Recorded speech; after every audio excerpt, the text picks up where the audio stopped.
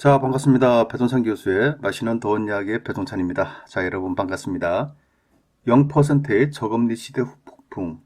아마 전세금이 급등할 것 같은데요. 그렇다면 우리들의 부동산 가격은 어떻게 될까요? 먼저 우리나라의 총 인구수는 5,163만 명이라고 그러네요. 또한 총 가구 수는 2,050만 가구라고 하고요. 이 중에서 전세나 월세에 사시는 그러한 가구는 대략적으로 약 40%가량이 된다고 그럽니다. 2,050만 가구 중에 약 39%에서 40% 사이니까 800만에서 820만 가구 정도가 타인의 집에 전세나 월세로 살고 계시다라고 말씀을 드릴 수 있다는 얘기죠. 우리나라의 주택 보급률은 전국적으로 104.2%이고요. 서울 같은 경우에는 96.3%고 경기도 같은 경우에는 99.5%라는 겁니다. 주택 보급률이라는 것은 일반 가구 수에 대한 주택 수의 백분율을 산정한 거죠. 즉 가구 수가 2,050만 가구라면 전국의 주택 수도 2,050만이 넘어갔기 때문에 전국적인 주택 보급률이 104.2%라는 거죠. 이런 의미로 본다면 서울이나 경기도에서도 가구 수만큼 충분히 주택은 지어져 있다라고도 이렇게 단순하게 말씀을 드리면 이렇게 말씀을 드릴 수가 있다는 얘기예요. 이런 거를 보면 그만큼 이 주택 수가 많이 증가됐기 때문에 이제 부동산 가격이 안 올라가겠네 라고 생각하실 수도 있어요. 또 부동산에 대해서 좀 부정적으로 보시는 분들이 항상 하시는 얘기잖아요. 전국적인 주택 보급률이 100%가 넘어갔는데 이제 부동산 가격은 안 올라간다. 20년 전에도 똑같은 얘기고 10년 전에도 똑같은 얘기예요. 아파트는 끝났다라고. 왜냐하면 주택 보급률이 이처럼 100%가 넘어갔다라는 거죠. 아무튼 자가 보유율이라는 것도 있는데요. 여기서 말하는 자가 보유율이라는 것은 주택을 가지고 있는 가구 수를 자가 보유율이라는 겁니다. 전국적으로 자기 집이 있는 사람들 보유율은 61.1%라는 얘기예요. 예를 들어서 100가구 중에 61%가 집이 있고 39%가 집이 없다라는 얘기예요. 수도권의 자가 보유율은요, 54.2%라는 얘기입니다. 또한 자가 거주율이라는 게 있는데요. 자기가 소유한 집에서 본인이 직접 거주하는 비율이라는 거죠. 전국 자가 거주율은요, 57.7%이고요. 서울의 자가 거주율은 42.9%라는 얘기죠. 여기서 중요하죠. 서울의 자가 거주율이 42.9%밖에 안 된다는 얘기예요.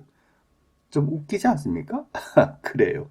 주택 보급률은 100%인데 자가 거주율은 이처럼 낮다는 얘기예요. 그러면 왜 서울의 자가 거주율이 42.9%밖에 안 될까? 이것이 바로 부동산 문제의 시작이라고 볼 수도 있겠죠. 또한 이것이 바로 부동산 투자의 시작이라고도 볼 수가 있다는 얘기예요. 주택 보급률은 100%가 넘어갔는데 왜 자가 거주율은 서울은 42.9%일까? 이러한 이유에 대해서 국토부는 이렇게 설명을 하고 있습니다. 자가 거주율이 낮은 이유는요, 학교나 직장 근처에 거주를 하는 그런 가구 수 때문이다. 두 번째로 본다면 정근이나 전학 같은 경우, 예를 들어서 서울에 근무를 하다가 세종시로 발령이 났다. 그러면 어떻게 될까요?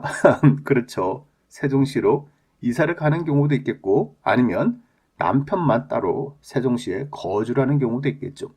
세 번째로 본다면 부동산 투자의 목적이에요. 따라서 집을 아무리 많이 지어도 결국 가진 자가, 집 있는 자가 신축 집을 또 사는 거 아니겠습니까?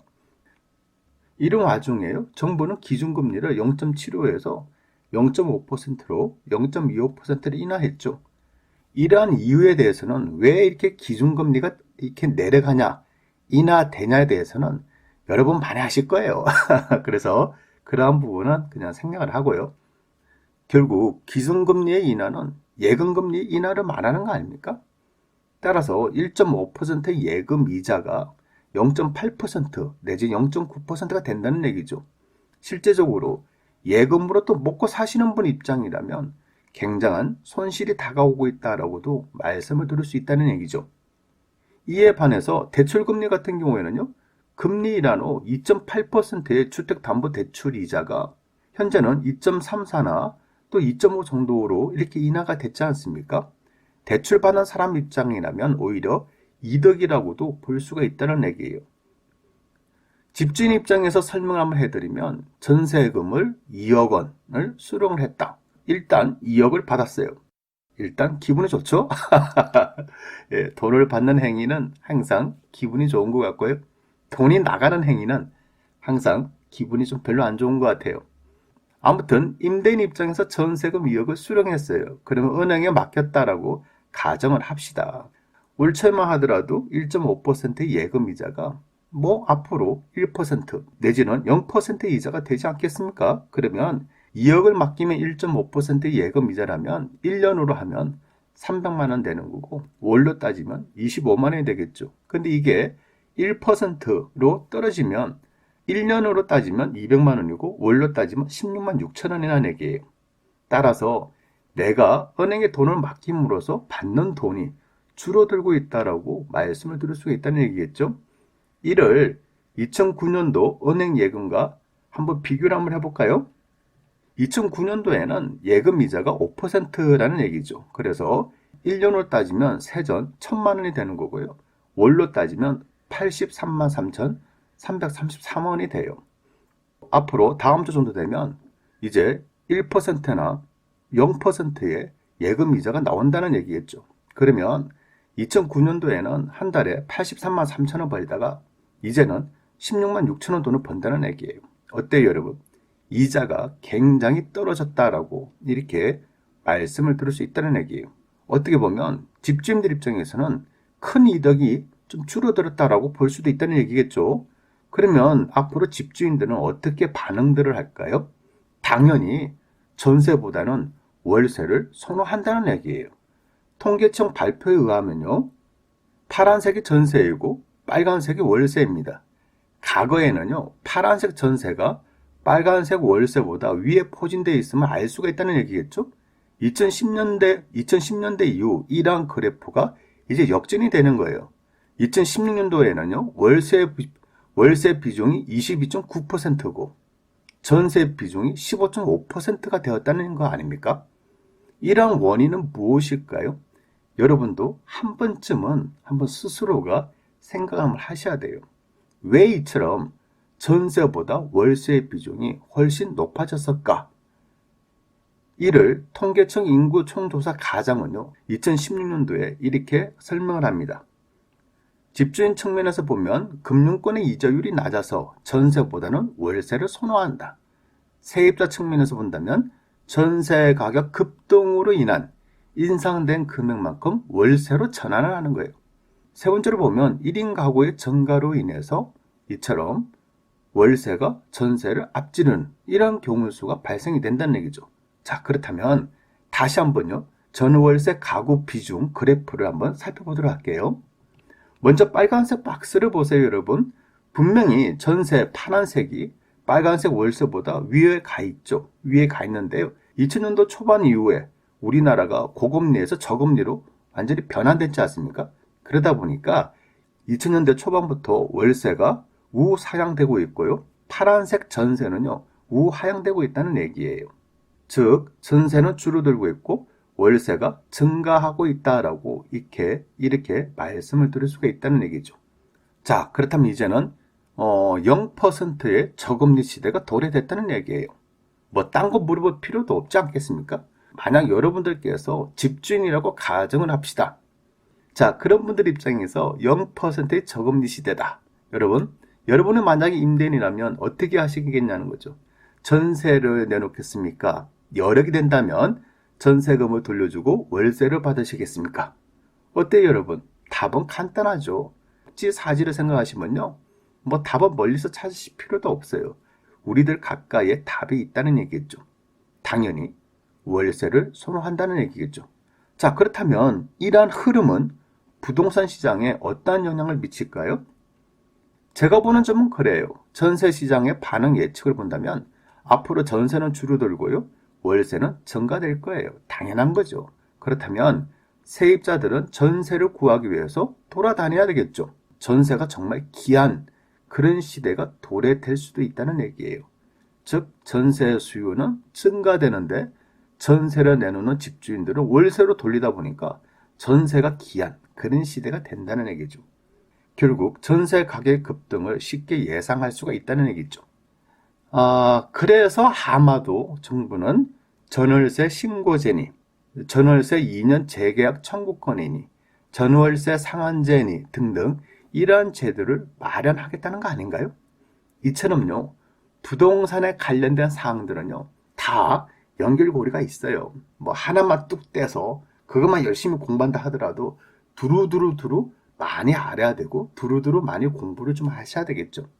자, 그렇다면 이러한 전세 가격의 급등은 부동산 매매 시장에 어떠한 영향을 또 끼치겠어요? 어떨까요, 여러분?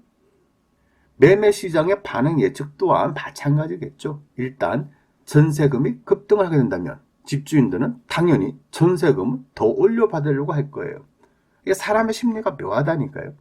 전세가 2억에서 2억 5천 된다면 간혹가다 또 2억 8천 달러, 3억 올리는 전세금의 급등은 순식간에 올라가는 경우가 많다는 얘기예요. 물론 전세가 2억 5천짜리가 순식간에 1억 7천 하는 경우도 있겠죠. 이처럼 전세금 같은 경우에는 급반등과 급하락이 같이 이루어질 수도 있다는 얘기예요. 하지만 중요한 거는 이제는 0%대라는 거예요. 이자가 그만큼 약하다는 거예요. 그러면 집주인들 입장에서는 월세를 선호할 수밖에 없겠죠. 그러다 보니까 전세금을 더 올려달라는 거예요. 이에 덩달아서 이제 전세금도 올라가니까 매매 금액 또한 더 상승하지 않을까요? 그렇지가 않나요? 그래요. 전세금이 올라가면 매매금은 또 덩달아서 올라갈 가능성이 매우 높다라고 말씀을 드릴 수 있다는 얘기예요. 결국 부동산 가격의 상승 압박을 받을 수 있다는 얘기겠죠. 물론 금리 인하, 풍부한 유동성으로 이처럼 부동산 가격이 오른다, 무조건 오른다, 지금이 바닥이다 이렇게 말씀하시는 분도 계시고요. 코로나19의 영향으로, 경기 침체의 영향으로 무조건 거품이다, 언젠가는 떨어진다라고 이렇게 말씀하시는 분도 계시겠죠. 말씀하시는 것에 대한 것은 자유지 않습니까? 하지만 중요한 거는 코로나19 이후 주식시장이 이렇게 급반등할지 누가 알았겠냐는 거죠. 그렇죠? 이처럼 누구의 예측이 옳다 그르다를 말하기보다는요, 이제는요, 급변하는 부동산 시장에 어떻게 잘 대응하느냐, 이게 더 중요하지 않을까요? 내리면 내리는 쪽에 순응하시고요, 오르면 오르는 쪽에 순응하셔야 되지 않을까요? 왜냐고요? 세상 일은, 내일 일은 무슨 일이 벌어질지 아무도 모르기 때문이죠.